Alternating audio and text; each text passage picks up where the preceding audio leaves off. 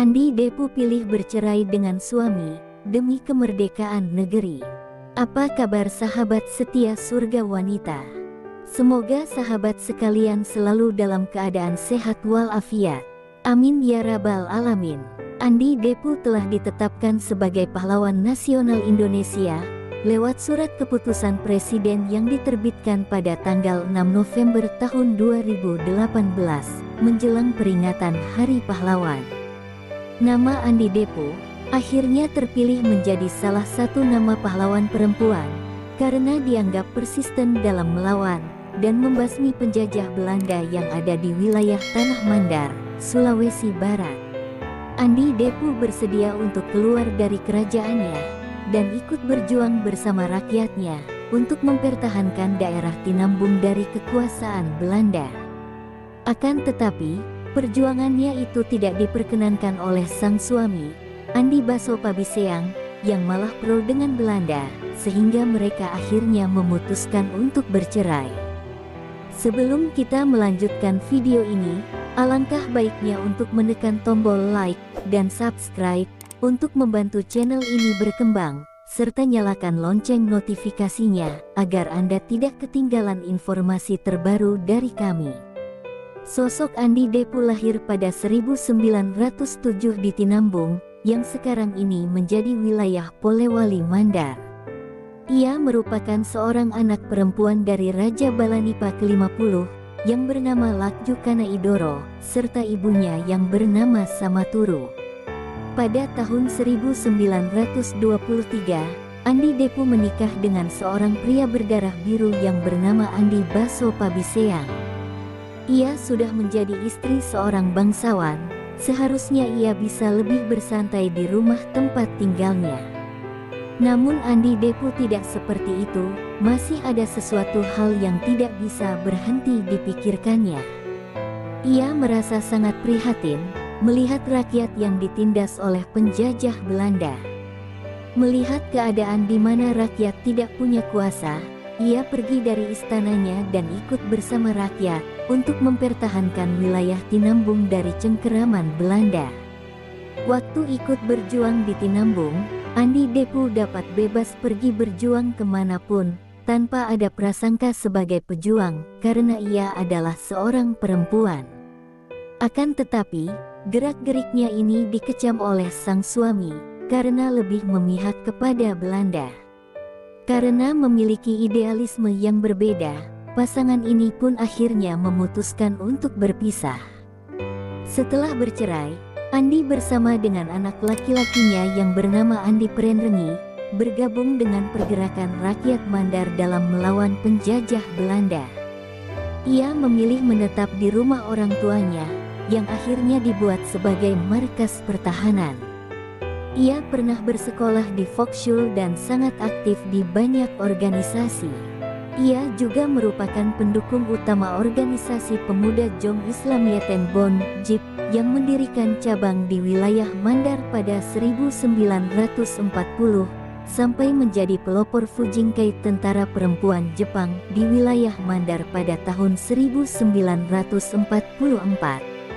Selain menjadi pelopor di Jong Islamiyeten Bond, ia juga membuat organisasi Kris Muda, atau kepanjangan dari Kebangkitan Rahasia Islam Muda, pada tanggal 21 Agustus tahun 1945, yang berhasil menyebar ke sejumlah wilayah di luar Mandar. Karena organisasinya ini, ia sempat ditangkap oleh pasukan Netherlands Indies Civil Administration (NICA) pada Desember tahun 1946, meskipun akhirnya dibebaskan. Kiprahnya yang paling terkenal adalah saat Perang Revolusi ia tidak mau menurunkan bendera merah putih yang berkibar di Istana Raja Balanipa di Tinambung pada tanggal 28 Oktober tahun 1945. Pada waktu itu, Andi Depu baru saja selesai melakukan sholat duha. Para penjaga istana yang melihat pasukan Belanda sedang menurunkan bendera merah putih, langsung memberikan info pada Andi Depu. Mendapatkan laporan tersebut, Andi Depu langsung pergi dari tempatnya dan bergegas berlari menuju tiang bendera sambil berteriak Allahu Akbar dan memeluk kuat tiang bendera. Berada di tengah kumpulan tentara Belanda, Andi Depu berteriak dengan keras dalam bahasa Mandar, "Lumbang pai batangmu, muliai pai bakeu, ana lumbango bandera," yang berarti, "Tidak masalah saya gugur, mayatku kalian langkahi, baru bendera ini bisa kau singkirkan." Langkahnya ini membuat para tentara istana, serta warga Tinambung memaksa masuk kepungan Belanda, dan berdiri memagari Andi Depu. Bisa dibilang sangat nekat, karena para tentara istana serta warga sekitar, hanya memiliki senjata berupa keris dan tombak waktu mengerumuni prajurit Belanda. Sebelumnya, para tentara istana itu mendapatkan perintah oleh Andi Depu untuk tidak membongkar bendera merah putih itu. Melihat ketahanan dari perjuangan rakyat Mandar yang dipimpin oleh Andi Depu, Belanda pun tidak berani menurunkan bendera tersebut. Belanda yang punya pengaruh sangat hebat di Indonesia bagian timur, akhirnya bisa membuat sebuah negara boneka dengan nama Negara Indonesia Timur, NIT. NIT dibentuk dari sebuah konferensi yang diadakan di Malino serta Denpasar pada tahun 1946. Terbentuknya NIT akhirnya diikuti oleh pembentukan negara-negara bagian yang lainnya, seperti negara Sumatera Timur (NST) dan negara Pasundan. NIT sendiri awalnya langsung dijadikan dasar penerapan sistem federal oleh Belanda, yang berujung membantu Republik Indonesia (RI) untuk memperoleh pengakuan kedaulatan di tahun 1949 lewat sebuah badan yang dibuat oleh Belanda yaitu Bijenkorps for Federal Overleg (BFO).